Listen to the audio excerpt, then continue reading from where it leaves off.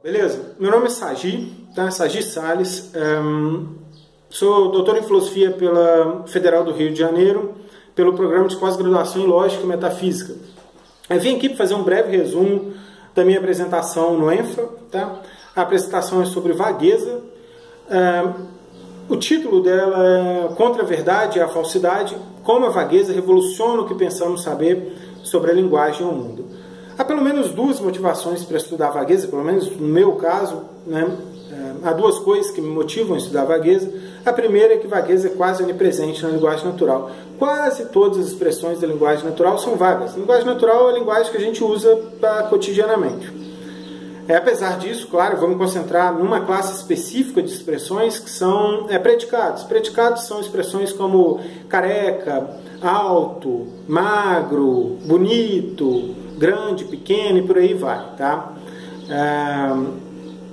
Bom, vamos concentrar nesse tipo de expressão, tá?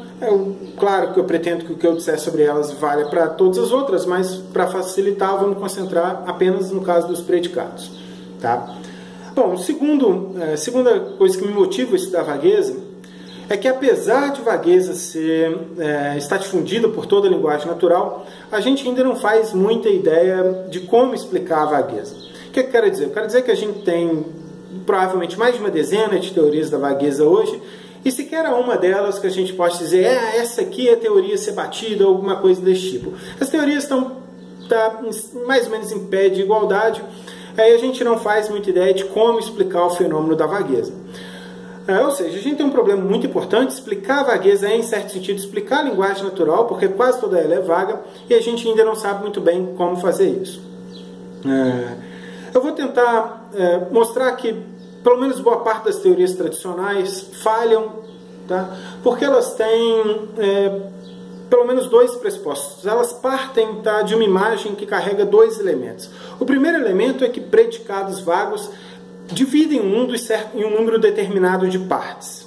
E o segundo elemento é que uma frase vaga, tá, como o João é careca, por exemplo, deve ser entendida em termos dessas partes. Tá? Então, por exemplo, tem uma imagem dos predicados que a gente pode chamar aqui de imagem clássica, que, de acordo com a qual um predicado, um termo como careca, tá, divide o mundo em exatamente duas partes. Ele estabelece uma linha divisória entre duas partes. Tá?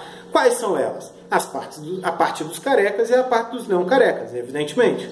Então, tá, um predicado como careca, um predicado como alto, um predicado como bonito e etc.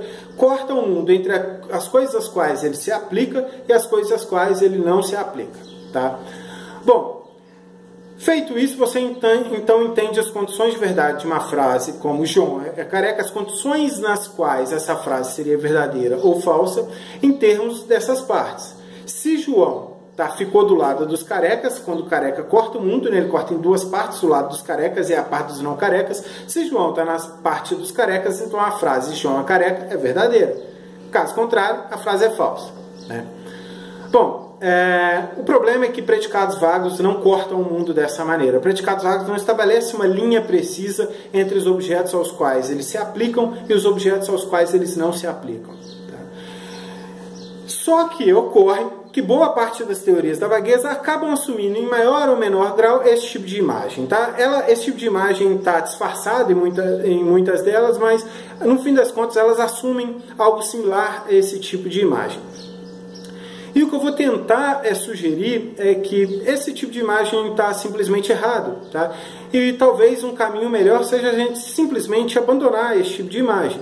E se a gente fizer isso, talvez a gente deva pagar o preço de abandonar ela. Se predicados vagos simplesmente não cortam o mundo, se eles não estabelecem qualquer corte no mundo, então talvez frases vagas simplesmente não tenham condições de verdade. E talvez elas simplesmente não sejam nem verdadeiras nem falsas.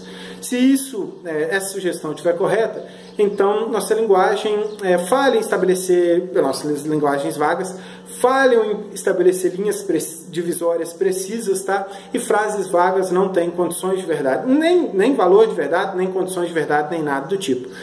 Se esse fosse o caso, é claro, A gente teria de mudar muita coisa no modo como a gente vê a linguagem, no modo como a gente vê a relação entre a linguagem e o mundo, mas é claro, o que eu vou fazer ao longo da apresentação é só uma apresentação intuitiva dos motivos que a gente pode ter para começar a levar essa revisão a sério. Tá? Bom, um abraço para todo mundo aí, vai ser mais ou menos isso aí que eu vou apresentar.